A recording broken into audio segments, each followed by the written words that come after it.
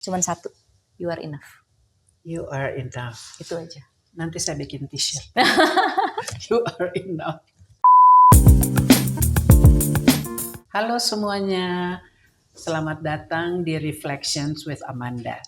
Hari ini spesial sekali karena kita kedatangan narasumber yang ahli dalam berbagai bidang. Antara lain ahli gizi, kemudian juga brain health, lalu mental health dan wellness. Dr. Yofi, boleh cerita sedikit tentang keseharian Dr. Yofi? Apa saja sih yang biasanya dilakukan? Oke. Terima kasih ya Bu Amanda udah diundang ke sini loh ya.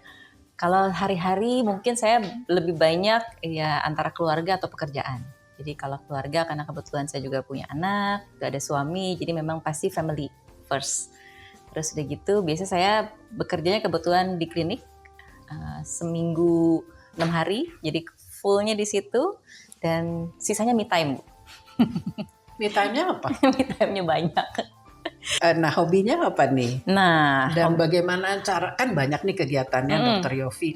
Itu kan pasti memerlukan energi. Jadi selain hobi, recharge energinya bagaimana? Oke, pokoknya gini Bu, nomor satu, ketika kita udah menjalani aktivitas sehari-hari yang pasti draining, itu adalah pertama relax dulu. Kita harus sampai ke state relax dulu supaya kayaknya nurunin gelombang otak dulu deh yang tadinya hiperfokus menjadi lebih relax. Itu biasanya saya mulai dengan kalau pulang tuh saya pasti cari yang lucu-lucu dulu, nonton yang lucu-lucu dulu gitu ya.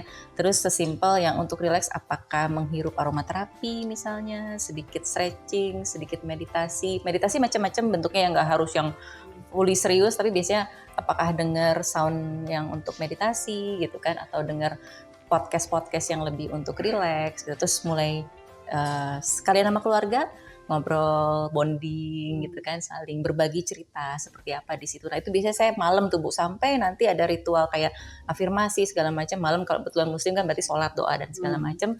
Terus tidur. Nah ritual tidur pun saya ada tuh biasanya harus begini, bantalnya begini, pokoknya rewat lah bulan. Gimana bantalnya? Kalau Bu Amanda sendiri nih kan penggiat isu krisis iklim, wah ini kan seru nih pasti. Tapi aktivitas santainya apa yang bisa bikin rileks dari segala kehektikan? Jadi memang saya mencoba mencari ya, apa sih yang bisa saya lakukan. Coba meditasi, belajar gitu ya, meditasi itu apa. Kemudian tentu saja ya mendengarkan lagu-lagu yang menarik. Lalu jalan kaki pastinya, meskipun nanti saya juga mau minta advice dokter nih gimana supaya rutin ya, karena biasanya off and on. Dan pastinya memang yang akhir-akhir ini yang saya dan banyak teman-teman mencoba menggiatkan itu adalah connecting with nature. Jadi bagaimana kita bisa lebih dekat dengan alam. Tapi kan saya mengatakan orang-orang, apalagi teman-teman di luar negeri itu ya, you are lucky in Indonesia dan lain sebagainya. Tapi kan kadang-kadang alamnya di mana dulu gitu ya. Kadang kan panas, banyak nyamuk dan lain sebagainya ya. Jadi dicari memang tempat-tempat yang sangat menyenangkan. Dan tentunya kalau saya akhir-akhir ini yang paling senang itu ngobrol dengan cucu. Cucu saya baru umur 3 tahun ya, lagi lucu-lucunya kan. Nah itu juga salah satu relaksasi. Dan pastinya juga membaca banyak inspirasi yang menenangkan gitu ya. Jadi bukan yang menegangkan. Bener banget tuh. Tadi dokter menyebutkan sedikit gitu ya, tapi belum semua saya yakin ya hobi-hobi yang dokter sebut itu yang terkait dengan kesehatan mental langsung itu apa dok? Tapi yang jadi hobinya dokter gitu. Oke, sebetulnya mungkin kalau bisa dilimitkan ya Bu ya, selain tidur, itu pasti ya itu hobi banget itu. Dua mungkin olahraga dan sama baca buku juga. Nah kalau olahraga, basically olahraga itu menariknya Bu, makin kesini kan penelitian makin banyak. Ternyata ada beberapa yang menemukan olahraga rutin itu ternyata bisa menghealing trauma. Ternyata itu gitu kan. Nah jenis olahraga itu kan banyak ya. Kalau saya mengusahakan semuanya dapat. Jadi dari mulai weight training, terus udah gitu cardio, sama playing yang bermain gitu. Oh gitu. Apa contohnya yang bermain itu? Yang lagi kekinian Bu. Jadi malu. Yang susah dapat tempatnya. Iya, yang harus war dulu itu loh Bu. Itu salah satu yang ternyata ada penelitiannya juga membuat kognitifnya lebih aktif, misalnya itu gitu. Jadi Kalau bisa menstabilkan itu bagus. Kemudian baca juga sebetulnya kan kalau sekarang kan kita dibombardir dengan apa ya namanya too much info dan waktunya pendek-pendek. Itu sebenarnya membuat otak tuh gampangnya kelelahan lah. Tapi dengan baca kan kita belajar fokus, udah gitu kan kita belajar untuk memaknai, mengambil kesimpulan. Nah, itu bagus banget untuk mengeluarkan kita dari realita-realita yang sekarang terlalu heboh dan kita bisa masuk ke dunia kita sendiri. Intinya kan kalau badan kita fokus itu dia sebenarnya merasa lebih safe gitu. Jadi mudah-mudahan kita bisa keluar dari fight or flight-nya kita itu. Gitu. Nah, sebagai pemerhati isu iklim, kalau menurut Ibu sendiri, kenapa sih penting banget kita mengaitkan isu dari krisis iklim ini dengan kesehatan mental? Krisis iklim itu kan menyebabkan dampak. Dampaknya itu banyak yang mempengaruhi kita. Jadi seperti misalnya banjir. Itu kan dampaknya luar biasa, udah capek, ada yang harus mengungsi, kemudian harus membersihkan rumah. Lalu ada bencana longsor, ada yang nyawanya sanak saudaranya juga terpengaruh, ada yang dampak perubahan iklim misalnya panas yang tidak terkira, atau hujan yang terus-menerus turun, itu kan membuat kita terpengaruh fisik ya terutama. Nah, kalau mentalnya tidak kuat, tambah berat bebannya. Jadi kalau misalnya mentalnya sudah dijaga, sudah kuat, fisik dan mental itu bisa sama-sama menjadi benteng. Jadi itu sebenarnya Bu, jadi memperkuat ya? Dok, memperkuat diri kita ya. Betul. Dari sisi medis, apa benar perubahan iklim bisa meningkatkan risiko gangguan kecemasan atau depresi? Jadi dampak-dampak yang tadi itu. Memang sebetulnya belum banyak penelitian, tapi ada beberapa penelitian Bu yang mengkaitkan, misalnya kita bicarakan tadi Ibu juga sempat bilang meningkatkan suhu misalnya gitu ya Bu, jadi cenderung panas. Nah ternyata ada beberapa penelitian yang mengkaitkan kenaikan suhu ini berhubungan dengan hormon serotonin dan juga berhubungan dengan noradrenalin, norepinefrin dan adrenalin. Jadi memang jadi susah merasa tidak tenang, terus juga merasa kayak selalu in rush, selalu dalam keadaan tidak aman, tidak safe. Itu juga kan berarti mengganggu kesehatan mental ya Bu ya. Dan juga si perubahan iklim ini bisa juga membuat kita meningkatkan hormon kortisol kita, which is hormon stres kita. Sebenarnya hormon yang bagus, tapi kalau kebanyakan dia jadi malah mengganggu metabolisme kita juga. Dan juga mengganggu melatonin. Melatonin itu nanti untuk tidur, jadi bisa ke arah gangguan tidur gitu. Jadi regenerasi juga terpengaruh. Mungkin kira-kira seperti itu. Gitu. Nah, kalau menurut Ibu nih, di masyarakat khususnya generasi muda, apa sih tanda-tanda yang Ibu lihat terkait dengan eco-anxiety atau kecemasan karena isu lingkungan ini sendiri? Kebetulan dalam kegiatan saya itu banyak berhubungan dengan generasi muda. Dan banyak yang sudah menyatakan gitu ya kekhawatirannya. Yang paling ekstrim sudah banyak yang mengatakan, kalau saya berkeluarga, saya tidak mau punya anak. Iya, betul. Karena nanti kasihan anak saya terkena dampak krisis iklim. Itu satu. Kemudian juga mereka sudah mulai memperhatikan dan membuat kegiatan-kegiatan gitu. Topiknya eco-anxiety. Saya pertama agak kaget juga gitu ya. Kok eco-anxiety? Ternyata ada riset yang mengatakan sebagian besar generasi muda ini khawatir gitu tentang eco-anxiety. Tadi kan Dr. Yofi kan selalu mengatakan saya ibu, saya istri, jadi bukan hanya dokter kan ya. Jadi ini tipe apa yang biasanya dilakukan atau baiknya dilakukan untuk menjaga kesehatan mental di tengah-tengah bencana yang sering terjadi? Oke. Bisa gini sih Bu, kalau aku bilang ke sendirilah, nggak usah ke orang lain ya.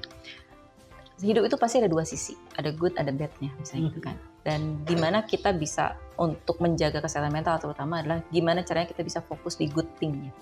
Fokus dengan apa yang good di kita, karena bersyukur itu salah satu cara untuk meningkatkan kesehatan mental. Gimana sih secara personal Ibu menjaga kesehatan mental ketika harus menghadapi, kan ini isu-isunya berat loh Bu. Yeah. Kalau saya kan per orang, kalau Ibu kan mungkin se-Indonesia gitu atau bahkan sedunia. Kalau overwhelming, apa yang bisa Ibu lakukan? Makanya memang betul loh itu Hmm. overwhelming itu. Hmm. Kadang-kadang saya berpikir, oh jeda dulu deh, Ya. sebentar gitu ya, jeda dulu sebentar, ya itu tadi ya dengan keluarga dan lain sebagainya. Lalu saya mencari gitu ya, apa ya yang bisa saya lakukan? Seperti misalnya kan kita tahu ya, oh masalahnya ini dan betul masalah dunia. Hmm. You can say it's everything under the cloud, segala macam itu adalah masalah yang terkait dengan perubahan iklim dan Betul. bencana dan lain sebagainya. Jadi saya mencari biasanya itu kan, oh ada masalahnya ini, kita atasi ini. Lalu jadi dosen lah, jadi pembicara dan lain sebagainya gitu ya. Jangan lakukan ini, jangan lakukan itu, sebaiknya kita bersama melakukan ini. Tapi lama-lama saya pikir kan orang bosan gitu ya diberitahu. Disitulah saya bertemu dengan coaching. Dengan metode coaching, yaitu kita berdiskusi ya, antara coach dengan mitranya berdiskusi, bukan untuk melarang ini itu, tapi sama-sama menemukan cara apa sih yang bisa kita lakukan. Lalu cara saya yang lain itu adalah, kami kan bekerja sama, saya dan teman-teman itu dengan generasi muda. Jadi lebih ke outreach gitu ya, bagaimana bisa bersama-sama kegiatan dengan generasi muda. Dan itu menarik, kami mengadakan camp misalnya ya selama 3 hari, ya bicara dengan perubahan iklim tapi menarik dari berbagai sisi. Jadi misalnya apa dampak perubahan iklim terhadap kopi, lalu kita ke kebun kopi, lalu kita lihat roastery, lalu pergi ke kafe dan lain sebagainya.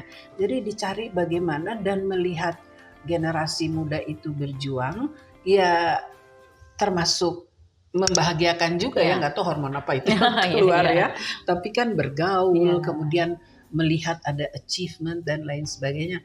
Tapi secara pribadi memang saya harus lebih banyak self care gitu. Sekarang ini kan kita harus memperhatikan kesehatan mental ya, harus peduli.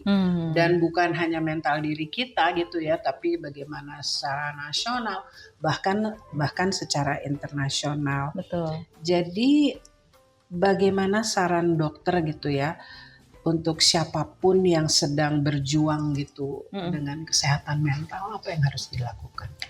Oke, sebenarnya gini Bu, sadari dulu bahwa memang kesehatan mental itu sama pentingnya sama kesehatan fisik. Jadi kadang-kadang orang suka ngomongnya kan perasaanmu aja gitu kan, misalnya cuma dalam pikiran, atau mungkin kurang doa, kurang ya gitu ya biasa. Tapi sebetulnya gini, kita nggak pernah tahu loh Bu, siapapun bisa kena masalah mental. Karena di praktek saya bener-bener kalangannya tuh bener-bener random banget, semua orang tuh bisa kena.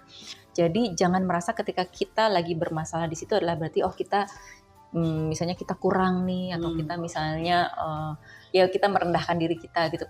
Enggak begitu. Jadi perasaan kita tuh matters. Tapi perasaan kita balik lagi tidak menggambarkan semua sisi kehidupan kita. Harus ingat bahwa kita tuh ada apa ya Bu ya, ibaratnya kan kita tanda kutip bukan siapa-siapa, tapi kan kita mungkin kayak kita sebagai ibu lah. Mungkin kalau kita pun nggak bekerja atau apapun gitu ya, tapi kan kita matters banget buat keluarga kita, buat anak kita, dan buat orang-orang lingkungan sekitar kita. Harus diperhatikan itunya. Jadi menjaga kesehatan mental kita itu bukan hanya untuk kita, untuk seluruh sekeliling lingkungan kita yang nanti efeknya akan domino, gitu kan Bu. Jadi ibaratnya terus berjuang. Mungkin saya terus terang nggak suka pakai kata berjuang loh Bu, karena berjuang tuh kesannya kita berperang dengan sesuatu yang negatif gitu ya. Tapi kalau kita bisa bicara menjaga kesehatan mental kita adalah itu day by day choice yang kita pilih untuk diri kita. Jadi have fun deh berjuang, ganti kata berjuang dengan mungkin have fun doing something for you gitu kan, dengan menjaga diri. Ciptakan lingkungan yang positif buat kita. Minimal kalau kita belum bisa berkata positif buat kita, minimal kita netral dengan segala sesuatu yang kita alami dulu. Stop judging yourself, gitu kan Bu.